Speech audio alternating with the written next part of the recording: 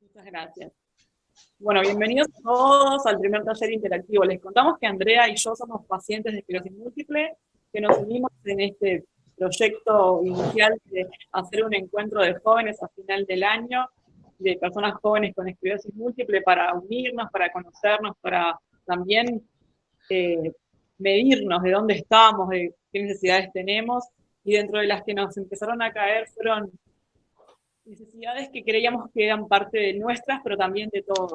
Entonces creímos que antes de ese gran encuentro que tenemos en nuestros corazones, que en algún momento llegue, creemos que tiene que haber instancias previas. Esas instancias previas serán estos tipos de talleres, donde brindar información a la población con esclerosis múltiple, pero también a sus allegados, ¿por qué no?, que les informe. Nos creemos que en el marco de estar informados y con la buena información podemos llegar a donde querramos, y por eso pedimos disculpas de antemano si hay algún error o lo que fuera. Siempre es técnico, pero la intención es esa, que lleguemos a todos con la mejor de las informaciones fehacientes desde las fuentes siempre, para poder estar más empoderados. Si querés empezar con nuestra primer diapo, Moni. Bien. ¿La ven? Perfecto. Perfecto. Bueno, como les decíamos, le damos la bienvenida para este primer taller interactivo. Es un ciclo de actividades diseñadas y dirigidas para personas con esclerosis múltiple y sus allegados, familiares, amigos, que tengan en el entorno. Sí hablaremos de temas interesantes como por ejemplo que es de mucha importancia, las leyes que hay en nuestro país y que abordan el tema de la inclusión laboral para personas con discapacidad. ¿Sí? Esto es algo que creíamos que estábamos en el debe, tanto como personas con esclerosis múltiple como para la población en general. Vamos a la segunda.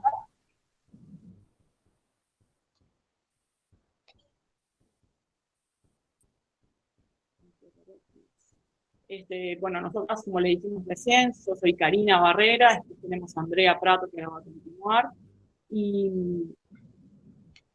hoy nuestra invitada es Marta Jiménez, que pertenece a FUDI, la Federación Uruguaya de Discapacidad en Uruguay, y ella estará responsable de este taller hoy, a la que, como dijimos, es interactivo.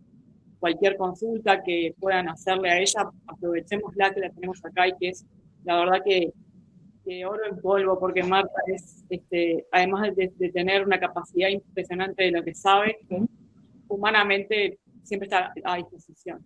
Y bueno, también queremos contarle que por más que estamos acá solas, estamos también bajo el ala de MUR, donde lo que queremos es involucrar y empezar a promover el interés de las personas jóvenes, no solamente que estén en el país solas como nosotras, sino que también puedan enterarse de que MUR sabe y está al tanto de todo esto, y está muy contento y muy conforme con nuestros talleres y iniciativas.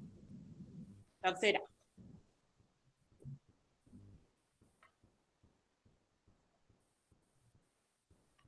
Bueno, contarles a los que no tienen muy claro, o ponerlos un poquito en el marco de qué estamos hablando, ¿verdad? Es una patología que nos convoca hoy, es la esclerosis múltiple.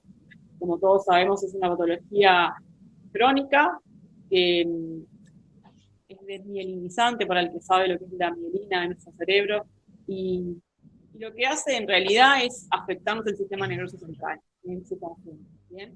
Y es una enfermedad neurodegenerativa y potencialmente discapacitante. ¿Por qué la palabra potencialmente discapacitante? Porque creemos que en sí es una acción que una persona puede poner en su diccionario. ¿Por qué? Porque una vez que tiene la patología, tiene que saber a qué se puede enfrentar en el futuro, que no, ¿verdad? Pero nosotros creemos que tenemos que saberlo desde el primer momento. Los médicos se animan a darnos en el diagnóstico, ni después tampoco, cuando somos más asiduos a ir a verlo al neurólogo, de que esta patología nos puede potencialmente discapacitarnos en alguna de las funciones a futuro. Como bien decimos, con buen tratamiento, capaz que bien tratado desde el inicio, seguramente no suceda, pero es importante que el paciente y su entorno tengan claro de que potencialmente puede haber una discapacidad mínima o lo que fuera, pero puede dañar su calidad de vida, y esa persona tiene que estar clara en lo que puede llegar a venir. ¿Sí? paso la posta, Andrés. Adelante, Moni, con la siguiente. Gracias, Cari.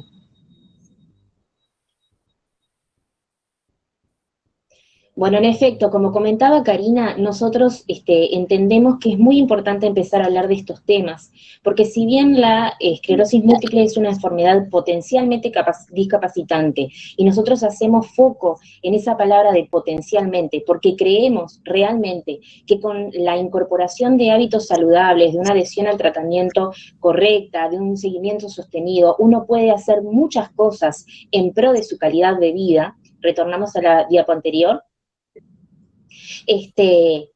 Podría llegar a suceder eventualmente que la persona se encuentre en situación de discapacidad.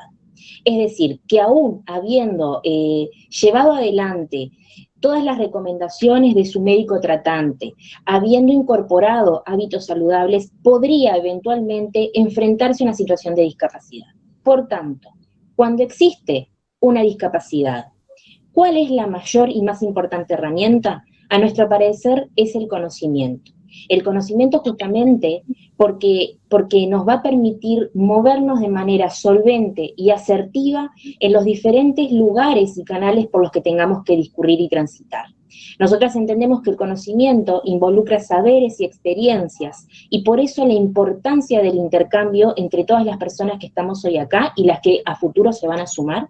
Y el conocimiento, por tanto, es progresivo, acumulativo y dinámico. Eso significa que es un proceso constructivo.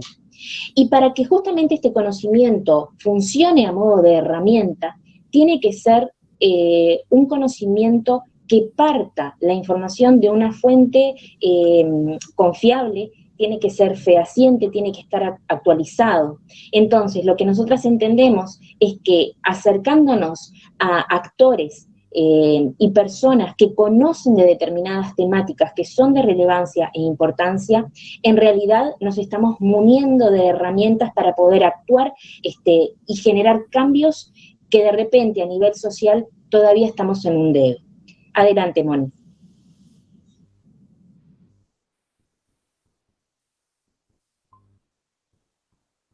En este sentido, lo que nosotros queríamos compartir para empezar es por qué razón hablar de discapacidad en un taller enfocado a personas jóvenes con EM, cuando estamos diciendo que gran parte del éxito en términos de calidad de vida depende de los hábitos y de las cosas que podamos hacer y que tal vez no lleguemos a desarrollar una discapacidad.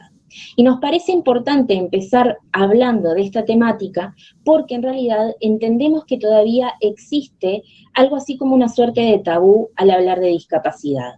Es evidente que cuando uno recibe este diagnóstico, que es un diagnóstico de gran relevancia y que va a tener sí un impacto en nuestra cotidiana, lo que menos queremos es pensar en un devenir o en una proyección oscura o negativa. Y nos parecía importante empezar a transitar por una concepción del término discapacidad desde un foco y desde un punto de vista, una perspectiva, no como algo que inhabilite, sino como algo que amerita de repente incorporar algunas ayudas o empezar a trabajar para que justamente a nivel social se puedan ir tirando abajo algunas barreras que hoy por hoy existen y que independientemente de que la persona esté muy empoderada, continúan ubicándola en una situación de discapacidad. Por eso nos parecía importante hacer foco en este término y contarles que en realidad el término discapacidad en sí mismo ha venido transitando por una suerte como de evolución histórica, podríamos decir, y por eso sugeríamos o presentábamos este artículo que se ve allí, donde nos plantea que existen como tres perspectivas históricas desde las cuales se ha hablado de la discapacidad. Actualmente estamos posicionados en el modelo social de la diversidad funcional, y lo que plantea, lo que nos parece que es fundamental, es que la independencia no está dada por la capacidad de ser autónomo en los quehaceres cotidianos, sino por la de dirigir el destino de la propia vida. Esto es fundamental a nuestro parecer y nosotras queremos abogar por ese derecho de las personas a dirigir el destino de sus propias vidas. Lo que entiende este modelo de percepción de la discapacidad es que no es únicamente la persona que ha desarrollado un deterioro que la puede llevar a una diversidad funcional, sino que en realidad es el entorno, son las estructuras públicas, los lugares físicos por donde la persona tiene que transitar y discurrir, los que eventualmente podrían ubicarla en una situación de discapacidad. En este sentido nos interesa movernos de la visión de pacientes en tanto personas que esperan, que son pacientes, y nos posicionamos y abogamos por empezar a hablar de persona con discapacidad o en situación de discapacidad. Adelante, Moni. ¿Qué? Adelante, por favor. ¿A mí me están viendo? En este sentido, como decíamos recién, el foco que nosotros ponemos es en la persona en sí misma, y en tanto personas con esclerosis múltiple entendemos que los jóvenes tenemos mucho potencial, tenemos mucha fuerza y tenemos una voz que tiene que ser escuchada. Por eso la necesidad, como indicaba Karina al inicio de la reunión de hoy, de cohesionarnos, de empezar a unirnos, de empezar a democratizar la información, de hacerla accesible para poder eventualmente tener una incidencia y una acción concreta en estas políticas que a veces parecieran que lo intentan, pero quedan por el camino en pro de la igualdad de derechos. Y en tanto personas entendemos que somos sujetos de derecho, y dentro de los derechos sostenemos que el trabajo, el acceso al trabajo es un derecho fundamental. Por eso nos parecía muy importante comunicarnos hoy, e invitar hoy a FUDI a que nos pudiera asesorar al respecto. Muchísimas gracias. Pasamos a la siguiente presentación.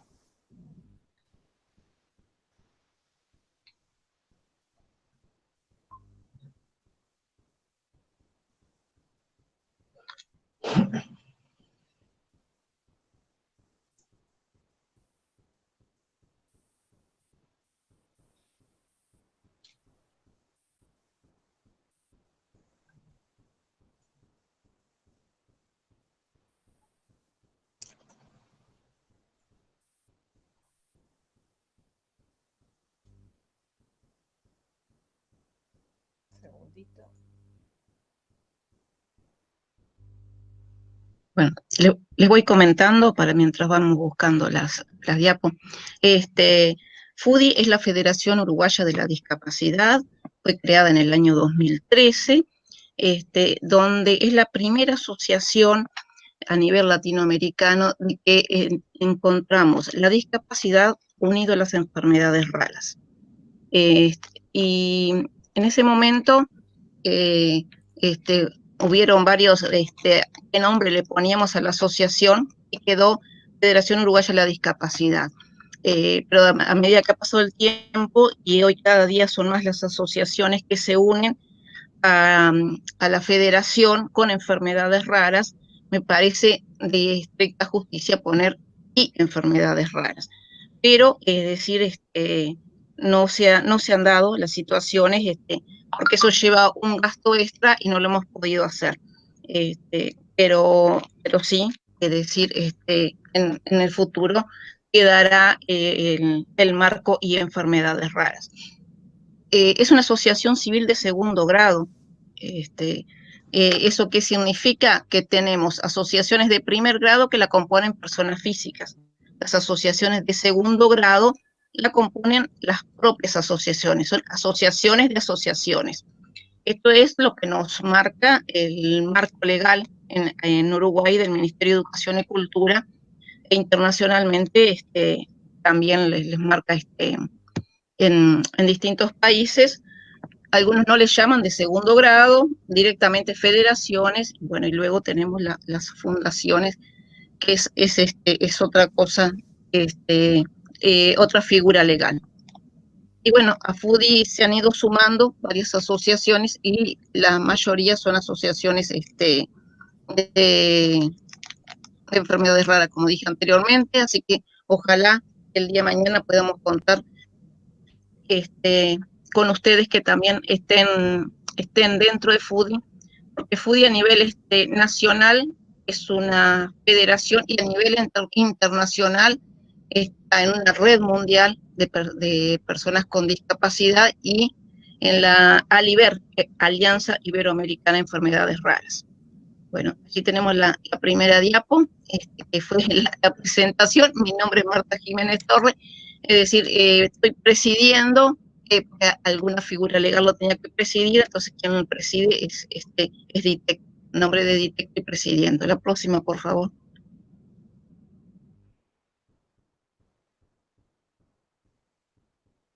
En este es lo que les comentaba, que nuestro ayudante que está allí, Paolo, nos hizo un diagrama para hacerlo más, que fuera más amigable, ¿no? FUDI está en el medio, luego está DITEC y luego están todas las asociaciones que están en este momento integrando la federación. La próxima, por favor.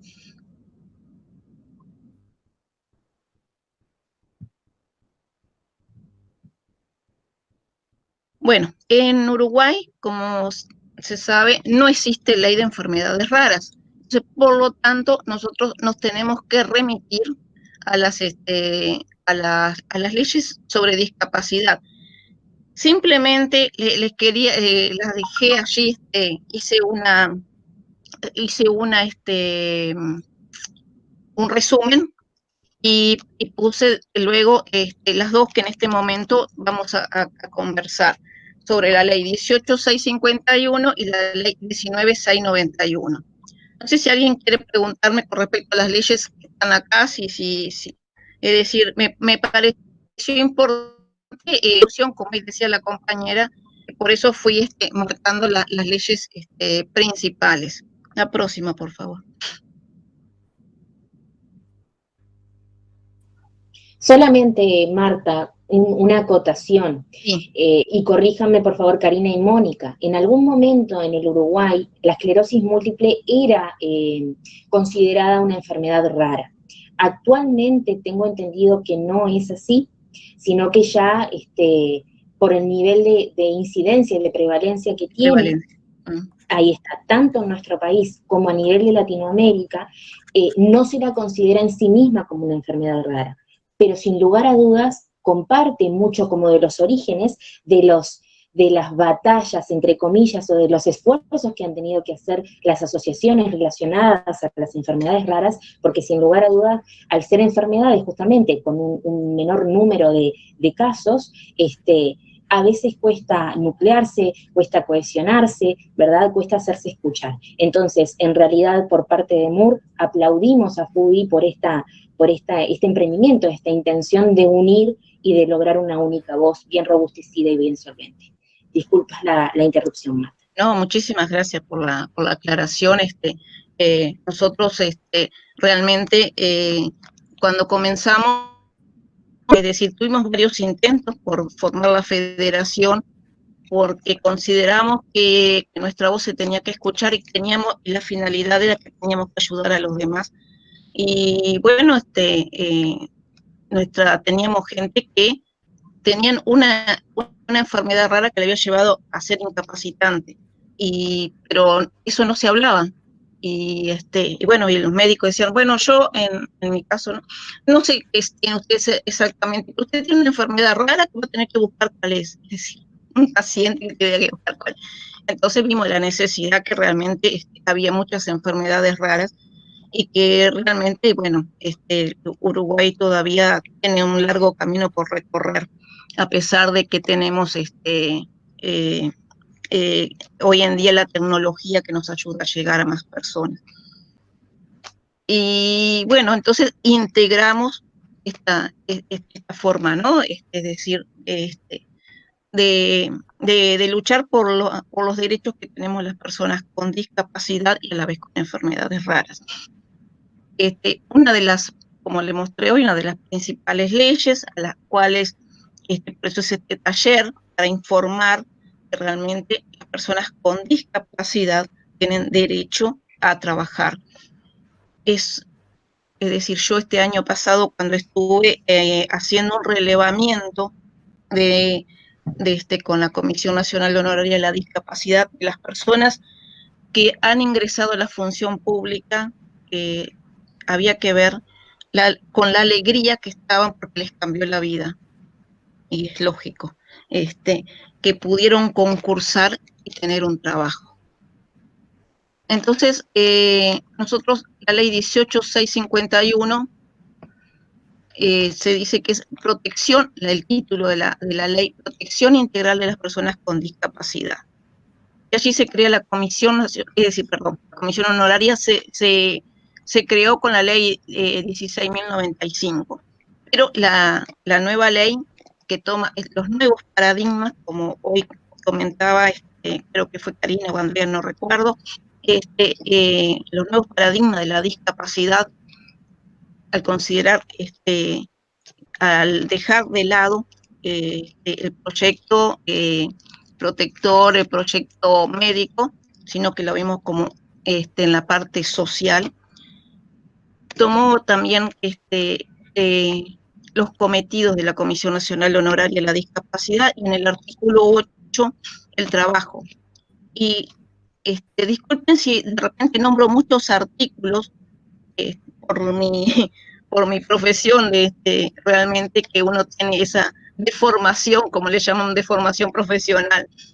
Pero es que quiero a veces a la gente hacerle entender que sus derechos están involucrados en distintas leyes. Por eso el artículo 51, literal F, crea en el ámbito de la Comisión Nacional Honoraria de la Discapacidad para el cumplimiento de la obligación legal. Allí se crea la subcomisión de trabajo. ¿Por qué hago énfasis en esto? Porque realmente en la comisión de trabajo es donde hemos estado trabajando para que se cumpla un 4%, es lo que dice la ley, y que estamos lejos. Estamos lejos, yo a veces creo que es por falta de información. Entonces, los fundamentos, perdón, la próxima diapositiva, disculpen. Los fundamentalmente de esa subcomisión están en el artículo 49. Y entonces la subcomisión la componen el Estado, está obligado el Estado, los gobiernos departamentales, los entes autónomos, los servicios descentralizados y personas del derecho público no estatales están obligados a ocupar personas con discapacidad. Acá hago hincapié justamente porque a veces dicen, no, los gobiernos departamentales no tienen obligación. Sí, señor, en el artículo 49 tienen la obligación de ocupar personas con discapacidad que reúnan las condiciones de idoneidad para el cargo. ¿Qué quiero decir yo acá? Es decir, acá decimos que, por ejemplo, si en el banco hipotecario dicen que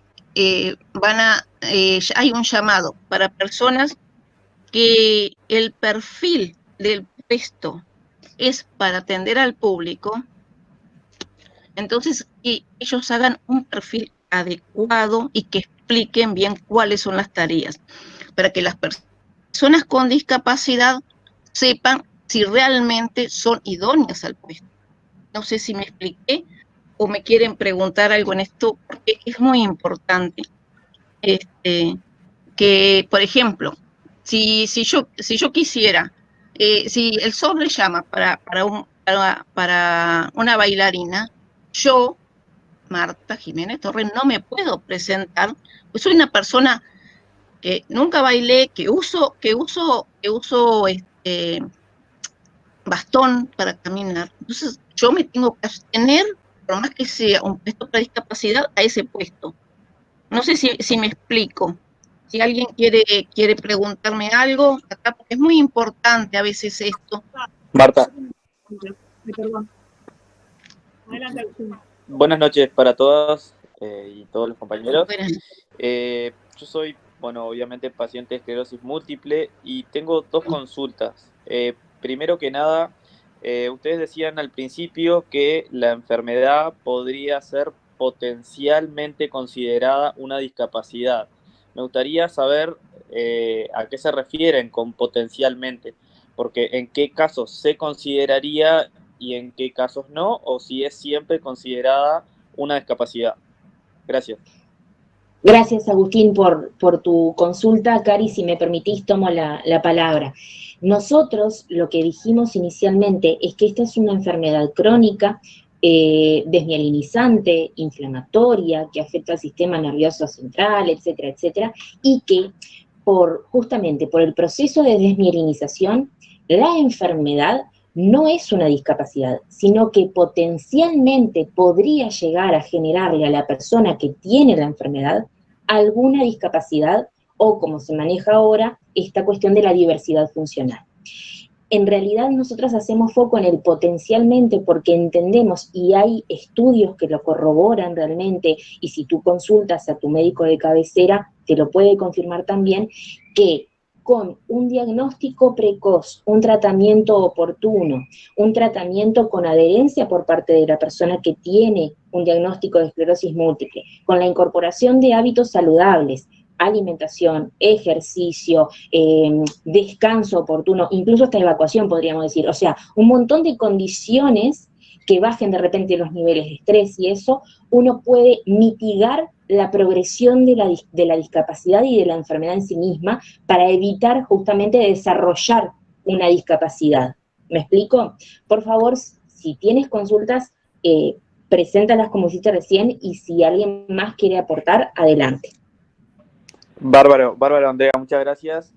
Creo que te entendí. Es decir, yo a priori estoy bastante bien tratado, tengo una alimentación medianamente sana, no estoy haciendo ejercicio hoy en día, debería, descanso bien, no estoy expuesto a situaciones de estrés, porque la verdad estoy hace 9 meses en seguro de enfermedad, pero, o sea, no, en este momento yo no estaría para presentarme a un llamado, por ejemplo, en el banco hipotecario, siendo yo estudiante de economía, no me falta tanto, en el caso de necesitar a alguien idóneo para el área económica, pero concursando netamente por el área de la discapacidad.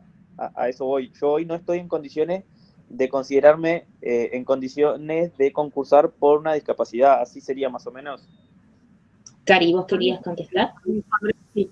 Justo Agustín, cuando tú levantaste la mano para decir la cuestión, yo también tenía algo para consultar que creo que te va a aclarar mucho una situación. Por ejemplo, yo le quería decir a Marta que me dijera, que me contara algo que yo le pregunté cuando nos conocimos por primera vez, porque dentro de la ignorancia, yo también estoy aprendiendo, y Marta es un guía en algunas consultas sobre discapacidad. Yo le pregunté, capaz que a vos te surgió la misma pregunta. ¿Cuándo una persona tiene, y está mal dicho y yo lo sé, por eso quiero que Marta me corrija, pero lo voy a decir mal, tiene el título de soy una persona con discapacidad? ¿Cuándo? Ahí, dentro de esta patología que es potencialmente discapacitante en el futuro, y espera que no nos pase nunca, tendremos que tener algunas ítems dentro de mi salud que me potencie como un discapacitado, pero que lo va a definir mi médico y un grupo de médicos, me imagino. ¿Quiénes son? ¿Quién es el regulador de esto? Marta nos va a explicar ahora. ¿Sí, Marta? ¿Está bien? Bárbaro. Sigo con la diapo y luego te voy contestando, ¿parece bien? Y ahí te vas a dar cuenta que cuál es nuestra concepción, ¿sí? Acá, por ejemplo, decimos, las personas con discapacidad que ingresen de esta manera usarán de las mismas obligaciones. Esto es importante porque muchas veces dice, bueno, ingresó, pobrecita, la persona con discapacidad, y que a veces se encuentran, es decir, a mí me ha pasado ver que hay una sobreprotección, y la verdad que cuando uno va a trabajar en las mismas condiciones, tenemos los mismos derechos y las mismas obligaciones que nos marca la ley de acuerdo al funcionario público, ¿no? Ahora sigo, Karina, en la próxima diapositiva, por favor. Yo quisiera hacer solamente un comentario en relación a esto que estabas diciendo, Marta, Sí. porque es bien importante. Cuando tú comenzaste a a presentar esta información, tú dijiste que las personas podían competir por un cargo. Ajá. Entonces, yo entiendo en realidad que una persona en situación de discapacidad se postula y transita a través del proceso de reclutamiento y selección como una persona que no tiene. A lo que voy es, independientemente de que haya un cupo, ¿verdad? De un 4%, me parece que yo leí ahí, Sí.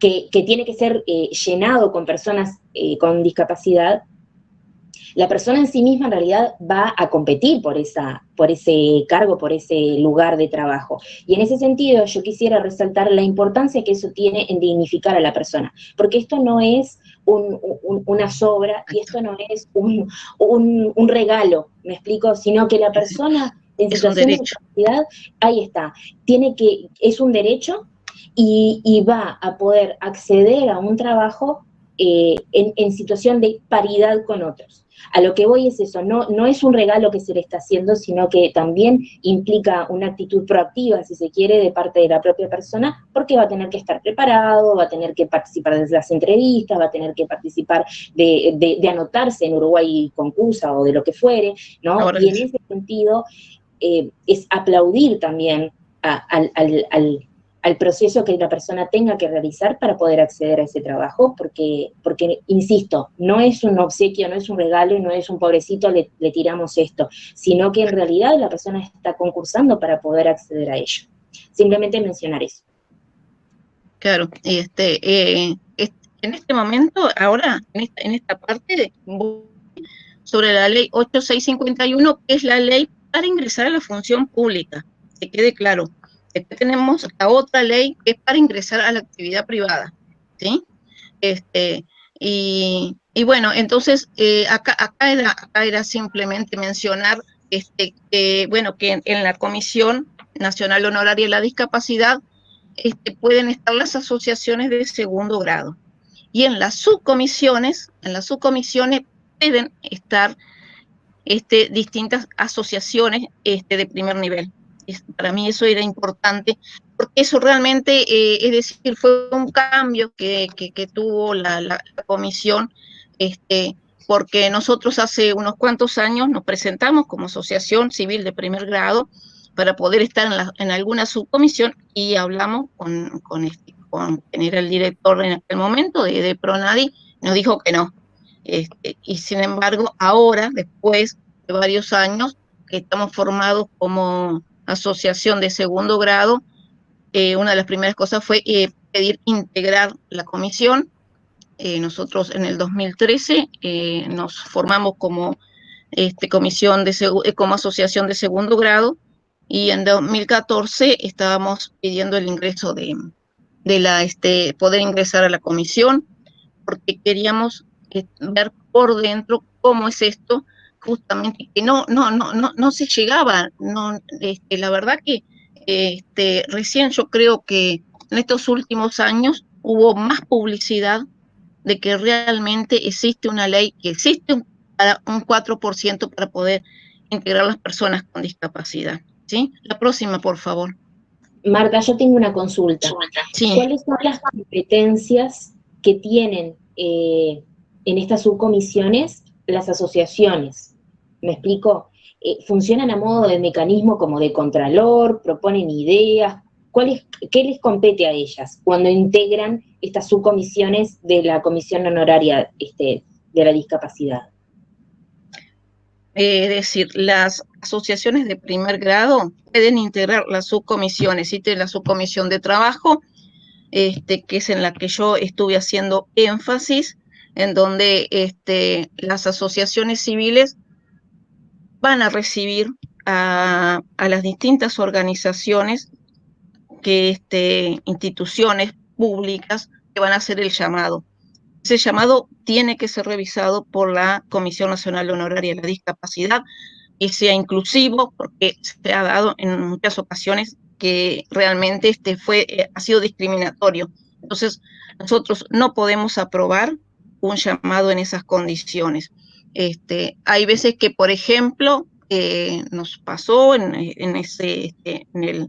el año anterior, en las últimas llamadas, que que para ocupar un puesto, por ejemplo, que realmente hubo muy pocos llamados de personas de ACG le llamaban, o le llaman personas para hacer para estar de mantenimiento, y le pedían estudios secundarios. Entonces, eso no lo podemos aprobar. Es decir, no pueden ser tan exigentes cuando realmente la persona con discapacidad muchas veces le cuesta llegar a otro nivel. Y después nos pasaba que de repente eran muchas exigencias para ocupar un puesto que realmente nos pasó cuando, por ejemplo, cuando tuvimos un llamado había gente que, por ejemplo, no recuerdo en cuál de las instituciones, si fue, bueno, no importa, creo que fue Ministerio de Vivienda, no, Ministerio de Transporte puede ser, que por ejemplo era para justamente mantenimiento, y se presentaban personas que realmente tenían estudios terciarios. Entonces, es decir, les estamos quitando a una persona que realmente era idónea para ese puesto, ¿no? Y después, al poco tiempo, la persona que tiene estudios terciarios va a migrar. Entonces, pero hubo llamados para gente terciario, como por ejemplo fue el Ministerio de Salud Pública, y me dijeron, Marta, mira que mañana tenemos el llamado. Después nosotros íbamos y estábamos como, estábamos para justamente poder darle una tranquilidad a la persona con discapacidad y a la institución que estaba contratando.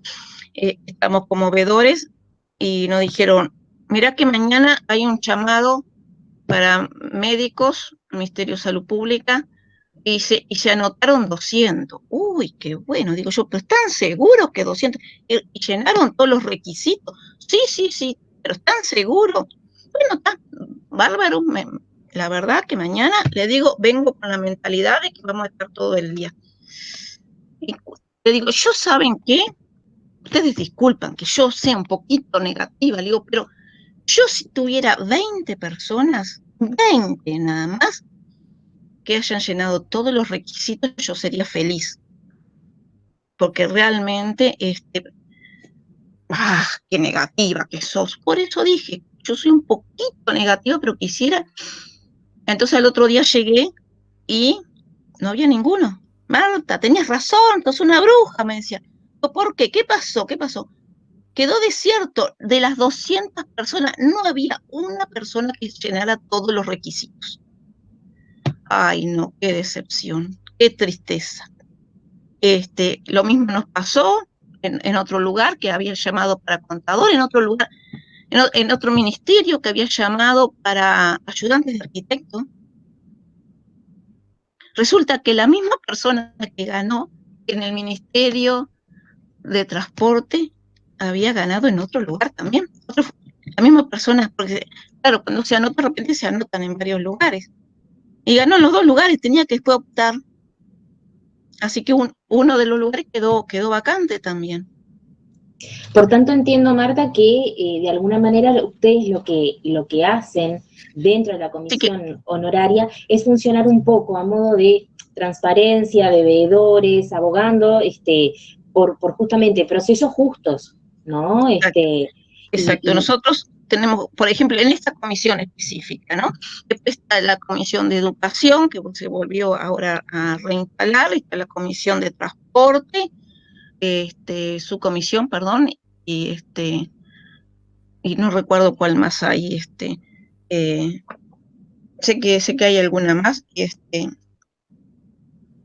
yo digo porque ya con la subcomisión de trabajo, en el año 2018 tuvimos muchísimo trabajo, porque eran muchísimos los llamados, y de repente teníamos que estar en 3 lugares a la vez, entonces resultábamos y bueno, en el año 2019 hicimos un seguimiento de las personas que entraron en el 2018. Así que bueno, continuamos y después seguimos conversando con otros ejemplos y otras dudas que ustedes tengan. Bueno, entonces esta ley, la 18651, fue reglamentada, fue a través del decreto 79 del 2014.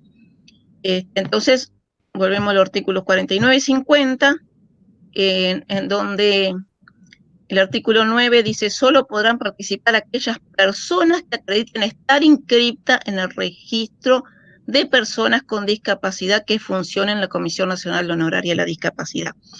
Por eso hoy Agustín le decía, espérame que ahora después te voy a contestar, esto es medular.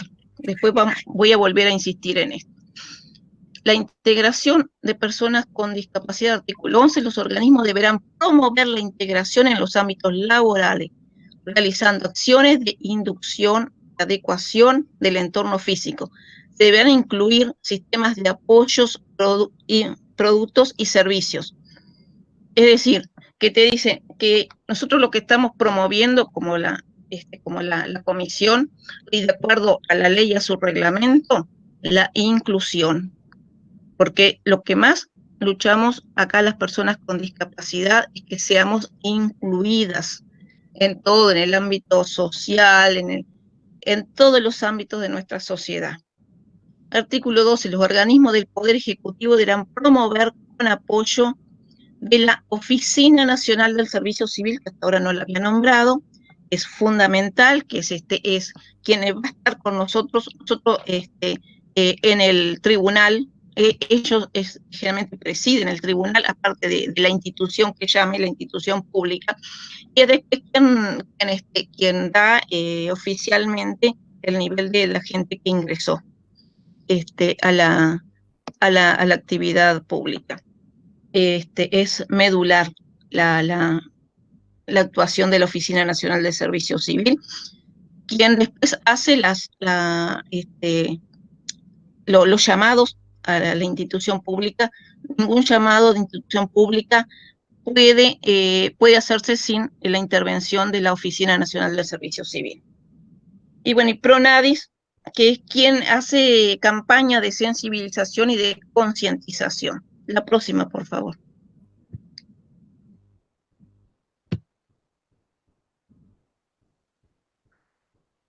Vuelvo al literal 51. Disculpe que lo sigo insistiendo en esto. Es decir, para el literal 51 dice: inscripto en el registro de personas con discapacidad que funciona en la Comisión Nacional Honoraria de la Discapacidad, artículo 768, ley 16.736, que fue cuando fue creado el registro del 96. El Ministerio de Salud Pública, en coordinación con el MIDES, debiera certificar la discapacidad. Acá creo que era el punto donde yo quería llegar para dar respuesta a lo que hoy preguntaba Agustín y Andrea. La discapacidad, para poder concursar, tiene que ser certificada. Agustín, no sé si me entendés. Es decir, es la única certificación que existe en Uruguay. Para poder ingresar a cualquiera, tanto sea a la actividad pública o a la actividad privada, de acuerdo a la ley, tiene que ser certificada. Marta, ¿puedo interrumpirte? Sí, por favor, gracias. Ya que estamos acá, porque este es el ítem que creo que más nos desconcierta a los que no tenemos idea. Y vamos a ser bien prácticos, y no te voy a dar un ejemplo, más para decir si está bien o está mal, porque, bueno, yo tengo esclerosis múltiple hace 8 años, hay veces que no camino, hay veces que ando bien. Todas las personas con esclerosis múltiple tienen momentos en los que esa función que más nos en la que tenemos el talón de acción, como digo yo, deja de funcionar más como veníamos. Tenemos veces que estamos bien y otras que estamos mal. No caminamos, o no salimos de casa, o no podemos hacer determinada función que teníamos haciendo desde toda la vida. Voy al médico y el médico me certifica y me dice que potencialmente tengo una discapacidad por un tema de movilidad. Por eso estoy dando mi ejemplo puntual, para que sea algo más. Yo tengo el certificado de mi médico que me sugiere que certifique como con discapacidad. ¿Qué tengo que hacer? Para quedar inscrito en la comisión. Sí. Claro, es decir, en la próxima diapositiva, por favor. Este, eh, al ir tú a la Comisión Nacional Honoraria de la Discapacidad, donde te va a certificar la discapacidad, y esto te va a servir para poder concursar, porque, por ejemplo, cuando hoy les comentaba que el llamado había quedado desierto porque las personas no habían cumplido todos los requisitos, es decir, uno de los requisitos fundamentales es el estar inscrito. Una Y pregunta. allí te certifican a través, perdón, sí, dime. Voy a la comisión, tengo mi certificado, mi médico me certifica, me dice, no, Karina, no podés trabajar más en el trabajo que tenías, porque tu patología está llegando a un punto donde tu función, la que tenías antes, no puedes trabajar más. Entonces yo busco empleo y veo que hay un llamado donde puedo concursar, pero si no estuviera discapacitada, capaz que no tendría ni siquiera posibilidades, aunque tengo los estudios, ponerle para concursar. Yo tengo que inscribirme en la comisión honoraria, pero esa comisión me va a inspeccionar mi salud, me imagino que va a haber alguien un médico de la comisión que va a certificar que yo tengo esa discapacidad, o solo con el certificado de que mi médico avala, ya está. No, es decir, tú, bueno, yo en otras diapositivas lo explico, pero vamos adelantando, es decir, el tener que inscribirte en la comisión, después te van a dar un turno, luego tú vas a concurrir con el certificado de tu médico que anteriormente llenó los requisitos, y diciendo cuál es tu discapacidad, y allí la junta médica que va a determinar que realmente tienes una discapacidad. Eso después te dan el certificado médico, el certificado para poder estar inscrita en el registro. Perfecto. Y cuando tú vas a concursar, vas a ver en los llamados que dice, entre los requisitos que te requieren, que tienes que presentar es el certificado de discapacidad.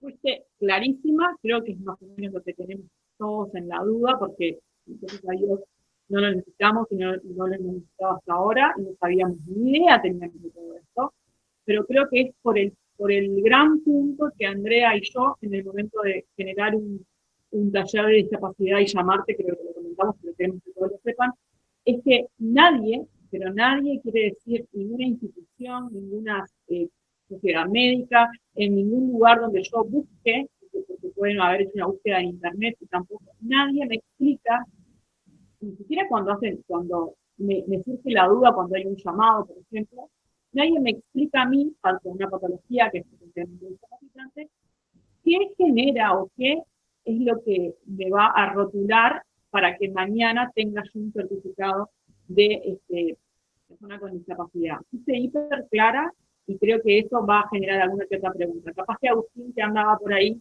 con ese tipo de dudas, tiene algo para preguntar. Gracias, Marta.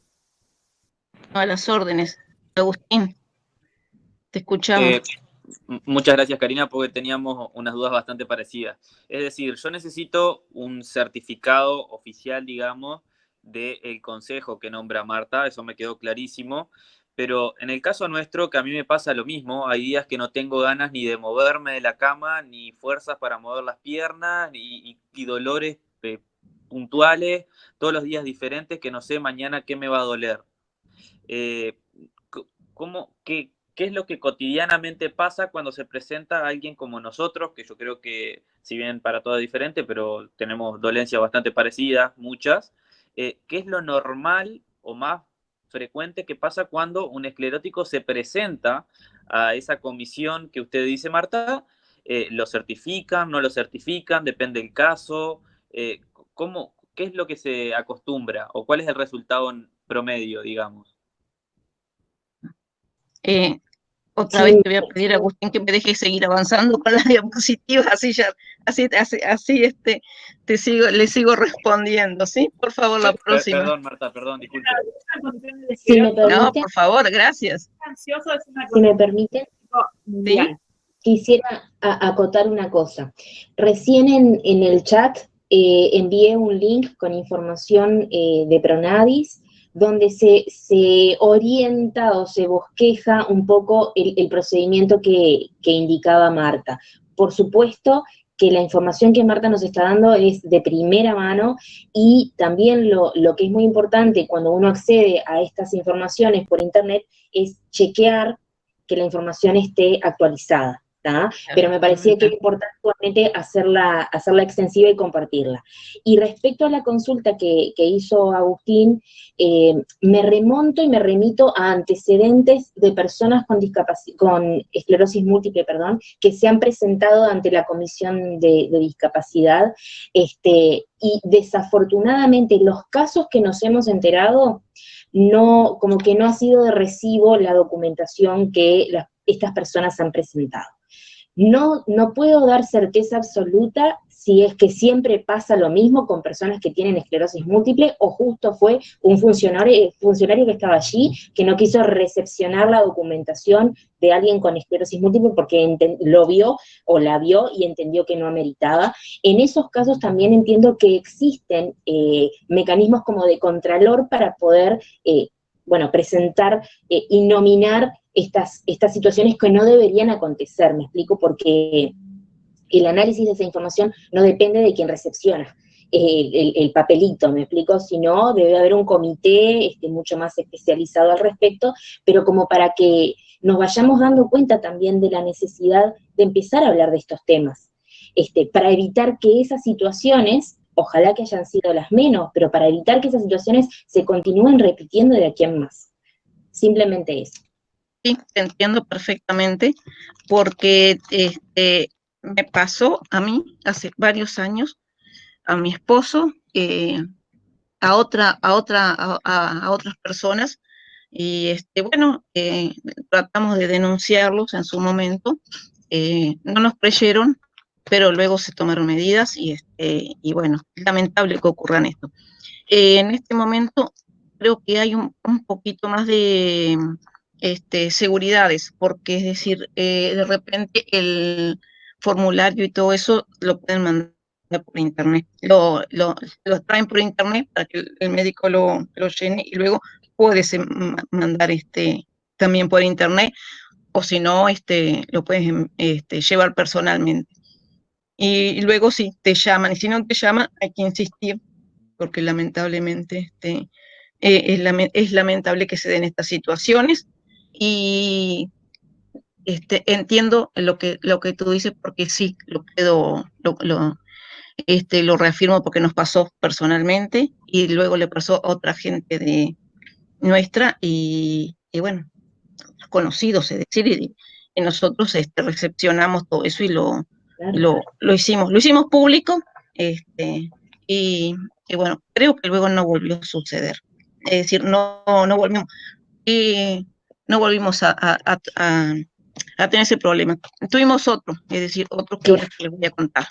Pero es importante esto que tú nominas, Marta, esta cuestión de hacerlo público, de darlo a conocer.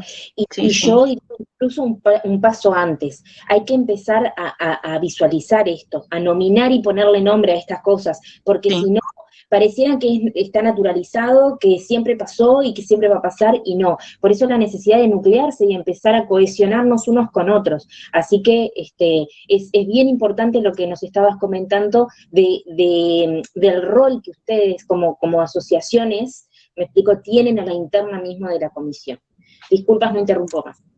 No, muchísimas gracias. Es decir, yo reafirmo lo que tú has dicho, y es decir, incluso después, lo último, le voy a comentar otra situación que también ha sido desagradable ahora, y que bueno, que yo sigo de repente siendo medio oveja negra, y sigo denunciando las cosas, porque es decir, yo acá he dado mucho tiempo mío, para que las cosas se hagan transparentes, sin ninguna intención de lucro, todo lo contrario.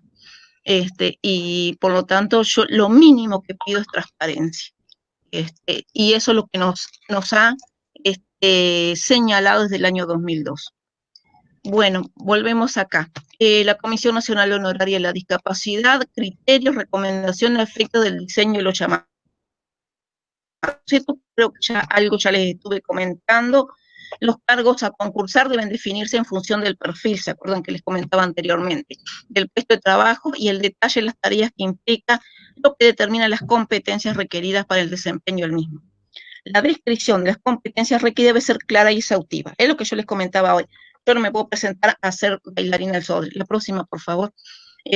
Y la próxima diapo. Y por eso es que le decía que el perfil debe ser claro, debe ser exhaustivo, es lo que se pide. Criterios y recomendaciones. Valorar la importancia del trabajo previo, de la información y la sensibilización a los grupos de trabajo. Esto es cuando ya la persona logró concursar y logró salvar el concurso y se va a incorporar. Nosotros recomendamos que se haga una información y una sensibilización al grupo de trabajo. Para de repente, tuvimos, por ejemplo, en una ocasión, una denuncia que decía, sí, porque yo, un muchacho que era contador, decía, porque resulta que está en la oficina contable, está en el 5º piso y no es accesible.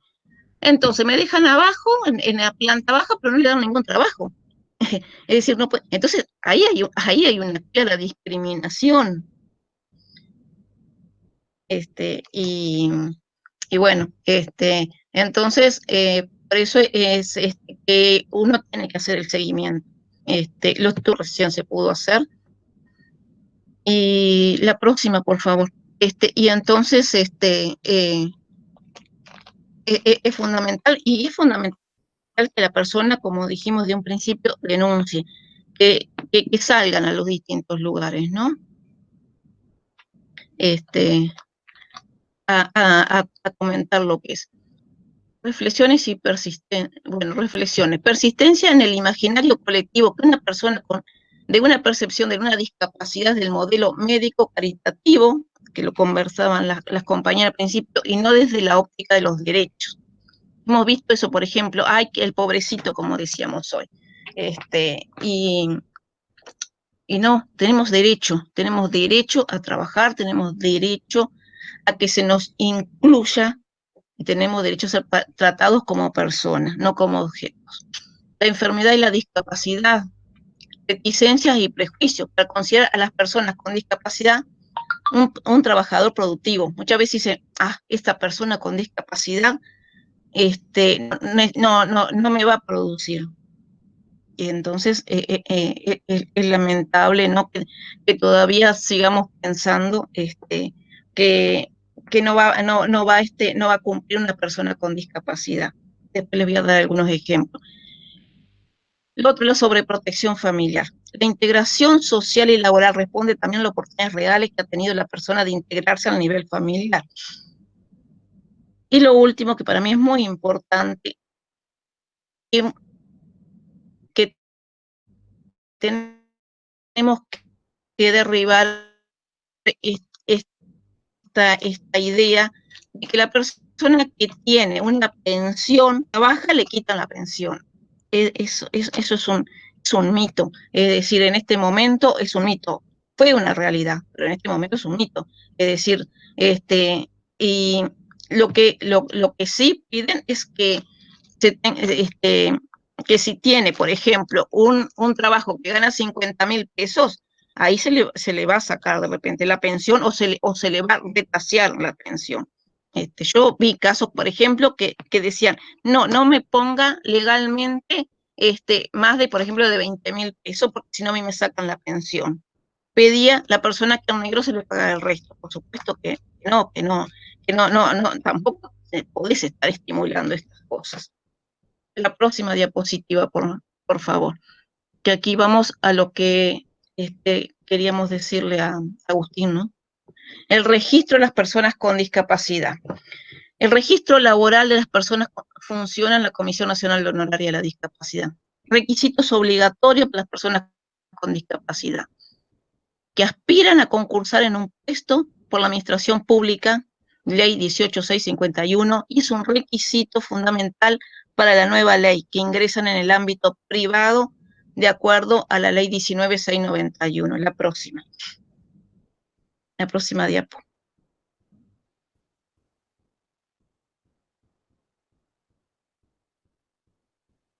¿Cómo se puede acceder? Esta es la pregunta que ustedes me hacían hoy. Entonces, tenemos que completar el formulario de autopostulación, ingresando la información y adjuntando los documentos necesarios. Se le asignará un número para el trámite, que era lo que yo le decía hoy, para dar seguimiento al mismo. Revisados los documentos requeridos, los técnicos de la Comisión Nacional Honoraria de la Discapacidad, PRONADIS, se pondrán en contacto para realizar la valoración de la persona con discapacidad. Es decir, una vez que estén ingresados y de acuerdo a los lugares que vayan, porque es decir, si tú hoy te presentas, no puedes pretender que para mañana te llamen. Es decir, va a tener que esperar de acuerdo al lugar que tengan. De repente están atrasados porque de repente tienen que concurrir al interior, porque no es solo Montevideo, ¿no? Y a realizar la valoración.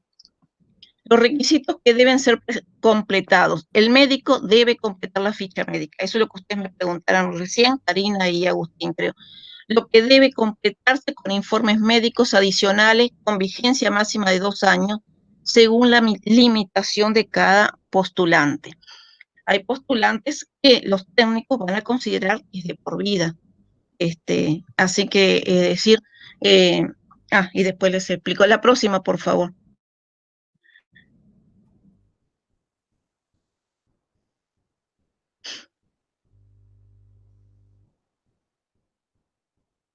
Acá, disculpen que es mucha letra, pero simplemente quise generalmente comentarles las limitaciones que son. Las limitaciones visuales, que tiene agudeza visual, entonces es decir, es por un oftalmólogo. Las limitaciones auditivas, es decir, cuando ustedes llegan a el día que tienen asignado para hacer relevamiento con la junta médica, ellos ya van a saber cuál es la limitación. Las limitaciones al aprendizaje.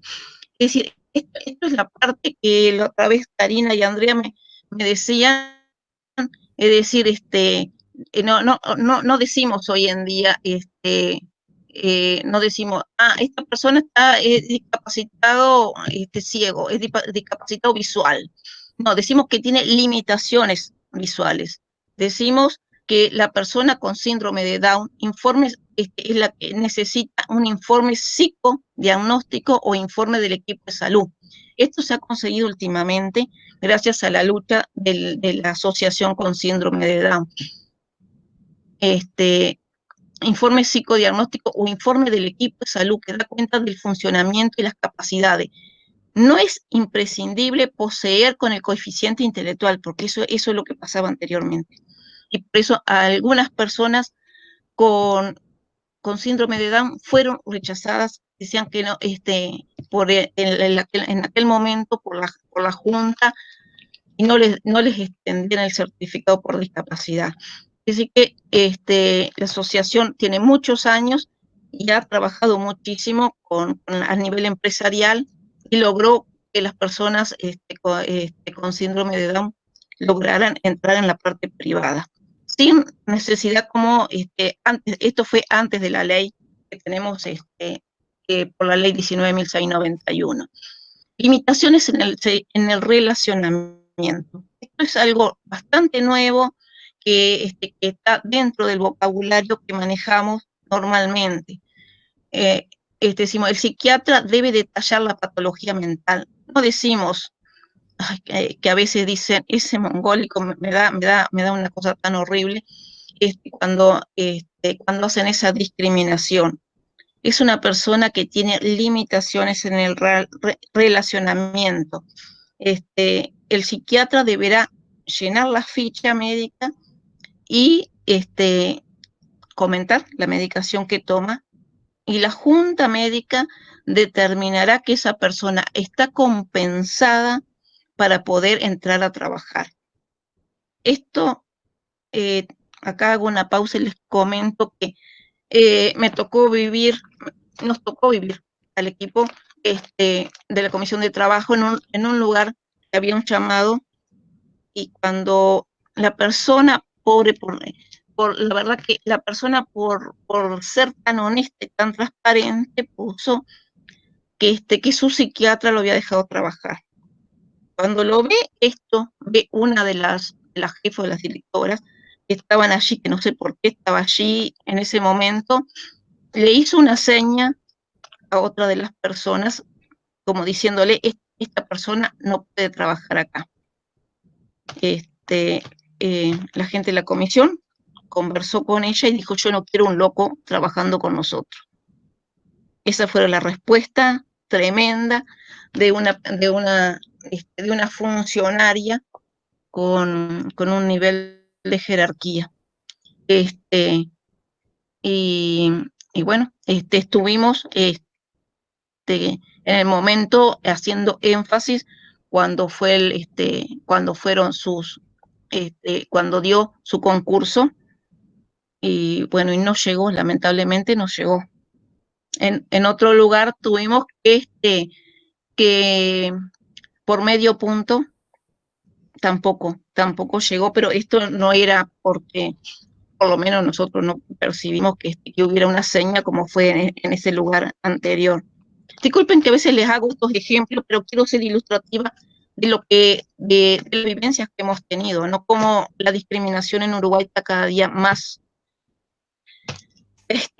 avanza, lamentablemente. Si yo, por ejemplo, puedo comentar, en estos días pasados fuimos al médico y mi esposo tiene una hipoacusia bilateral. Entonces yo quería entrar al médico y dijeron que por las nuevas normativas no podía entrar acompañándolo.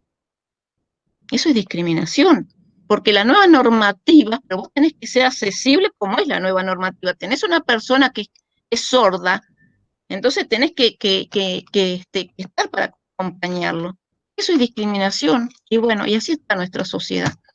Es verdad, Marta, y te agradecemos por los ejemplos que nos das, porque nos pones un poco en la órbita de lo que está pasando, y también está bueno saber esto que nos contabas de la regulación, de quién regula estos llamados, porque a veces uno piensa que el llamado lo hace el ministerio tal, es un llamado público, y que no hay nadie que regule que esas personas con discapacidad puedan participar del llamado en las mismas condiciones que todos los que participan. Eso está más que interesante, saber que hay una comisión que por lo menos lo regula, más allá de que tiene que haber que después igualdad. se cumpla. Eso, todo lo demás lo sabemos. Y a veces nos ha pasado que realmente el llamado no pasa por la comisión. Y entonces, y hay veces que la Oficina Nacional de Servicio Civil los manda para la comisión, y otras veces que no. Pero por ley tendrían que pasar. Deberían pasar. Nos falta y mucho. Y bueno, respondiendo un poco a la pregunta que Agustín hizo al final, que cómo hace una persona con esclerosis múltiple para demostrar que tiene una discapacidad. Si hay días que estoy bárbaro, como cuando te ven por cualquier lugar y te dicen, pero vos no tenés nada, estás bárbaro. Lo he vivido. Y el otro día no pudiste ni con tu vida, lo vivimos todos, pero eso creo que depende un poco, y esto de atrevida, depende un poco qué relación tengas con el médico que te trata, que sea siempre el mismo, que conozca tu historial, que sepa también realmente cuántas aristas tiene esta patología, que eso creo que tenemos que irles a enseñar, ellos a nosotros nos tienen que enseñar los médicos, y también nosotros a la sociedad, porque eso de que solamente te señalen porque hay días que estás bien y otros días que no estás tan bien, es algo que tenemos que nosotros, como yo siempre lo digo, desde el lado del paciente, ser un poco más activo y no tan paciente, de enseñarle a todos de que puedo tener una discapacidad física o que no se ve en algunos momentos de mi día, pero hay otros que no. Entonces quiero ser tan igual como los otros y tener empleo y acceder a los llamados públicos que sabemos que no acceden todos los que queremos. Pero acá nos dejaste muy, muy claro de que no solamente hay un registro donde tengo que hacer el trámite en caso de que tenga una patología que sea potencialmente discapacitante, sino que también atrás de todo eso hay quienes los regulan a estos llamados y a dónde tengo que dirigirme también, porque mañana yo me presento a registrarme como voy con todos los papeles de mi médico, con todos los estudios, demostrar que tengo una discapacidad y no me atienden o no me dan corte o me rechazan, tengo también el derecho de que me puedo quejar y saber a dónde ir para estar bien guiado. Eso para mí me redondeó pila la información, me voy con cantidad de preguntas en mi cabeza para el futuro, pero eso quedará para otra instancia. Solamente decir que esta información está disponible para todo aquel que la quiera, porque nosotros no nos quedamos con esto, es algo que puede acceder el que quiera, la tenemos más resumida y ordenadita porque nos la dio Marta, pero está accesible para el que quiera acceder a esto, y si alguien tiene alguna otra pregunta, bienvenido sea, porque no queremos extendernos más de 8:30, que fue donde quedamos en este taller, donde accedieron pocas personas, pero creo que la información es muy valiosa. ¿Puedo pasar a la próxima diapositiva? Sí. Adelante. Diapositivas? Pregunto, porque quería hacer algunas aclaraciones. No, pregunto. Buenas tardes, mi nombre es Diego. Quería saber si hay más diapositivas o si puedo hacer algunas aclaraciones al respecto. Yo trataba de mostrarles... Si no terminaste, espero hasta el final. Espero. Como guste. En esta próxima diapositiva, que se ve que se subió un poquito, explicaba justamente, volver a reiterar, pero de otra forma, cómo son las condiciones para acceder allí. Puse, el interesado debe llenar el formulario, la ficha personal con datos personales y firma. Debe presentar fotocopia de cédula de identidad, credencial cívica, recibo de pensión en caso de incapacidad.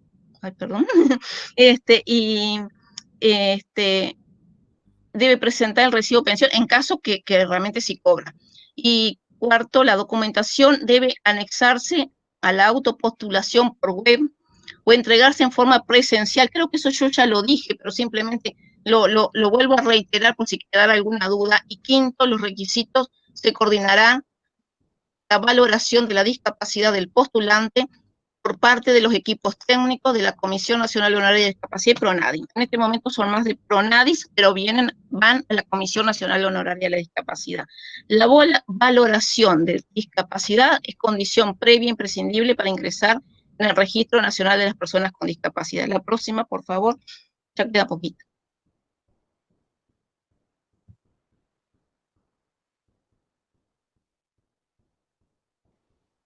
Acá quise entrar en la ley 19.691 y el decreto reglamentario 79 del año 2019. Esto es totalmente nuevo y que realmente va a cumplir ahora, va a cumplir 2 años, pero aún así realmente vemos que todavía la gente no lo sabe, o los empresarios no quieren poder enterarse. La próxima diapositiva, porque así damos lugar a las preguntas. En esta ley tiene 18 artículos, establecen obligaciones de los empleadores de la actividad privada respecto a contratar personas con discapacidad.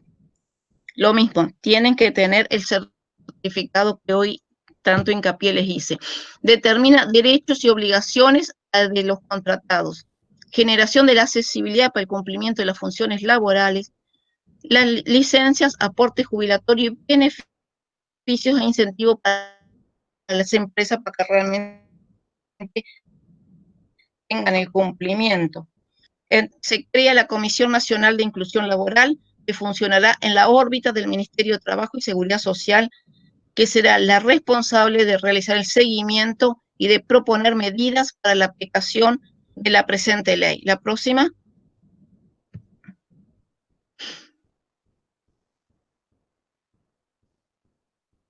El registro de empleador del Ministerio de Trabajo y Seguridad Social. Este es un registro que funciona en la órbita del Ministerio de Seguridad Social de los empleadores y cumplidores de la Ley 19.691. Esta manifestando su intención de registrarse, solicitando su informe, certificado de cumplimiento y posteriormente fueron expedidos por la Comisión Nacional de Inclusión Laboral en el plenario. Accedieron a los beneficios e incentivos que habilita la norma.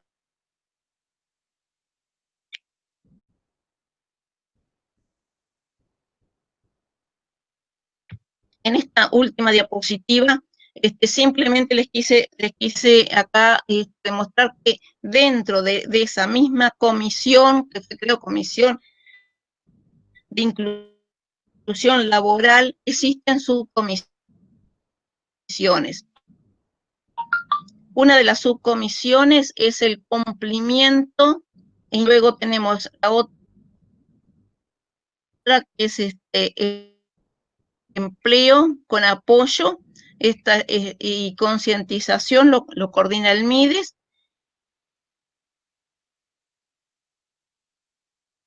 Y la última, accesibilidad y seguimiento, la coordina el Ministerio de Seguridad. Estoy abierta a los ¿no? Dieva se le desconecta cada rato, pero se vuelve a conectar porque me dijo que tiene un problema con su aplicación. Así que capaz que la esperamos. Ahí volvió Dieva unos minutitos. Por eso yo dije que había tenido problemas con su móvil. Ahí está. Dieva, qué bueno que volviste. Sí, volví, pero en cualquier momento se corta. Así que nada, ¿ya terminaron? ¿Ya terminaste, Marta? Sí. Bien. La última era de las subcomisiones de la nueva ley. La vi, PCT, MIDES, y la última me la perdí, pero después pido la presentación igual. Gracias. Gracias por la exposición y gracias por la invitación. Quería hacer varios aportes en el sentido de los modelos, ¿no? De cómo ha ido evolucionando el modelo respecto a la discapacidad.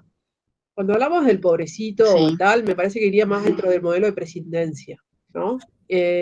Segundo, el modelo rehabilitador, o el modelo médico, como solemos llamarle, es el modelo que te ve como una persona incompleta. Siempre están tendiendo a querer rehabilitarte, recomponerte, o sea, no te ven como una persona con la totalidad de las capacidades como cualquier otra, o con alguna capacidad diferente a la que tenga otra, porque todos tenemos capacidades que son diferentes, seas o no seas persona con discapacidad. Entonces, siempre están intentando buscar eso, ¿no? El modelo médico, el modelo, bueno, la persona pasa por rehabilitación, entonces después de la rehabilitación tal vez pueda, pero no, o sea, capaz que no pasás por una rehabilitación y también podés. Y el modelo social ve más de las perspectivas del eje de la vida diaria de las personas, ¿no? El eje de los derechos, del derecho a una vida digna, del derecho a aportar y a involucrarte como persona con discapacidad o sin discapacidad, lo que sea, en el ámbito que tú desees participar, sea recreación, sea trabajo, sea educación, sea lo que sea. Igualdad de oportunidades, ¿no? El eje de lo social y de la mirada social de la discapacidad. Y cuando Marta mencionaba de que, claro, hay personas que cuesta, cuando dijo, cuesta llegar a determinados puestos laborales, esto es porque la cadena de accesibilidad se ve limitada de acuerdo al tema de que las oportunidades no son las mismas para todos, en tanto educación, en tanto accesibilidad al trabajo, porque por algo hubo que crear leyes. O sea, a mí me encantaría que no existieran las leyes, sino que no tuviera que existir un incentivo para las empresas para que ¿se entiende? Para que contraten personas en situación de discapacidad. No existe eso. O sea, en mi ideal de mente, todas las personas somos iguales, no interesa. O sea, somos diversos y en tanto diversidad,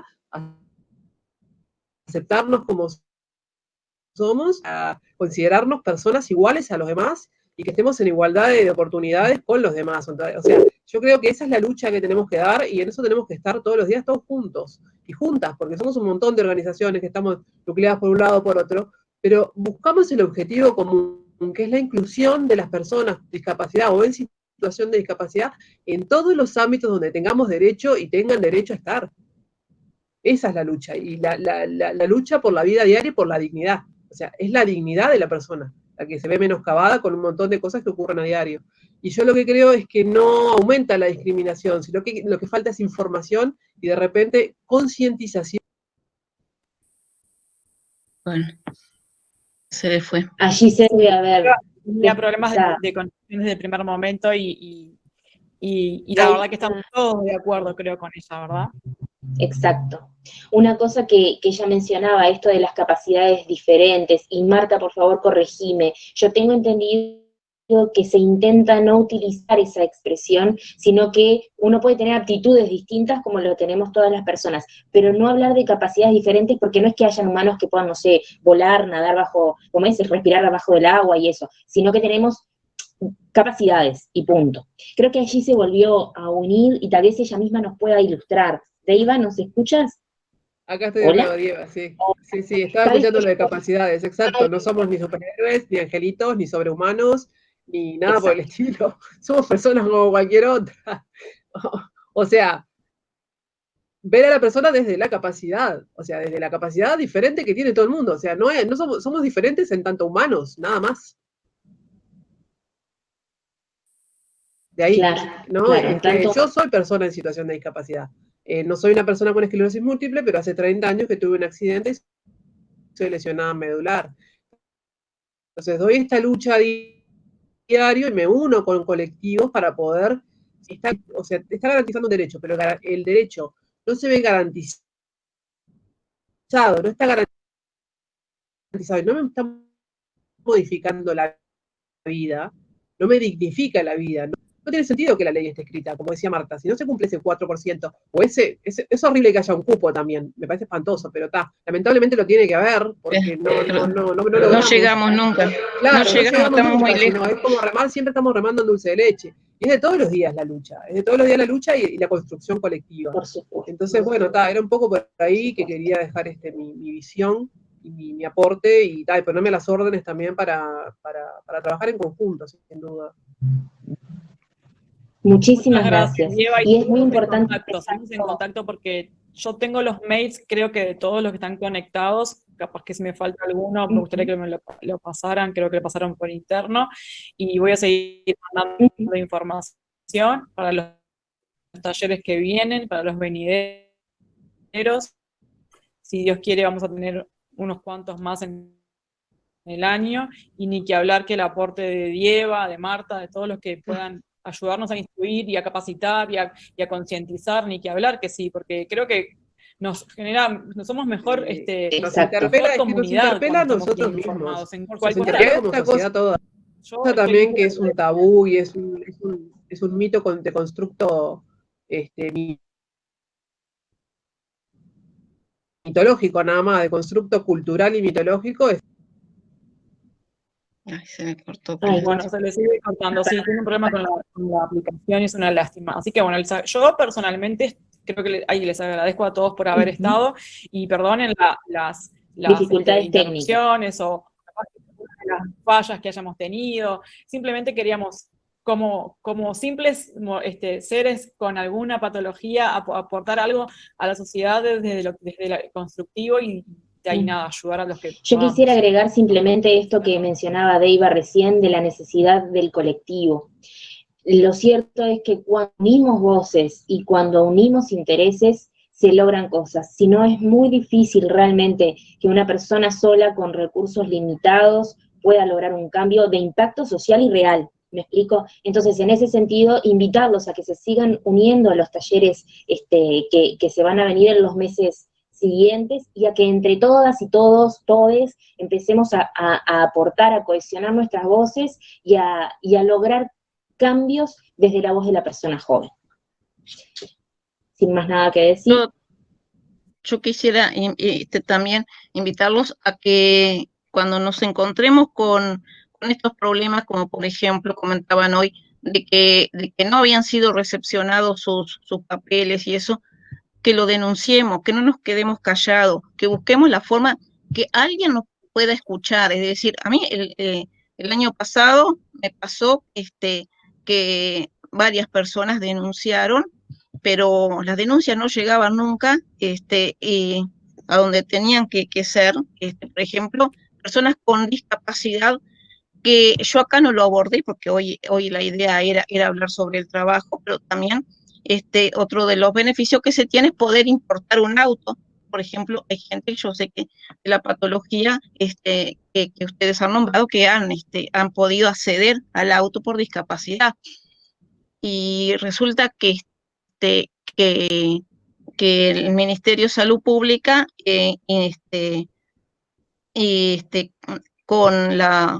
hizo un convenio con la universidad, y en el hospital de clínica se hace la junta médica, y resulta que había gente que ya se lo habían dado y a los 5 años fueron a renovar, habían vendido ese auto para volver a tener un auto 0 kilómetros, y se lo negaron.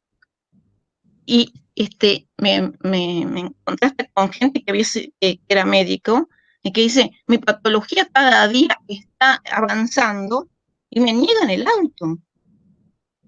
Y entonces, bueno, hay que hacer de nuevo un reclamo ante el Ministerio de Salud Pública, pero hay que seguir denunciando. Y bueno, busquemos los medios, tratemos de unir y elevar nuestra voz. Es uno de los motivos por el cual yo hoy no estoy trabajando tanto en la comisión honoraria, porque la comisión honoraria hizo voz sorda. Entonces, es decir, si bien digo una cosa, así como te digo una cosa, te digo la otra, ¿no? Es decir, tiene su brillantez, pero tiene sus grises también. Y bueno, y yo no me voy a hacer cómplice de cosas que no corresponden. También hubo denuncias de una chica usuaria en silla de ruedas por discriminación en una escuela. Se denunció ante la Comisión Nacional Honoraria de la Discapacidad, y la comisión lo elevó a la Institución Nacional de Derechos Humanos. Nunca se pronunciaron. Después hubo otra denuncia porque consideran que no tenía derecho a tener una persona que la cuidara. Hay infinidad de situaciones. Entonces, es decir, hay infinidad de cosas para aprender, y hay infinidad de cosas para denunciar, y tenemos que aprender de eso para no errar en el futuro. Marta, claro, pero tenemos que cortar porque se nos ha extendido más de 6 minutos. Muchísimas gracias, disculpe que me entusiasma este tema. Gracias. Muchísimas gracias. Te mandamos gracias, Marta, por tu compromiso. Gracias. Muy amable. Y gracias a todos por participar. Muchas gracias. Gracias, Mónica, por todo. Gracias, Moni. Un abrazo. Seguimos comunicadas. Gracias.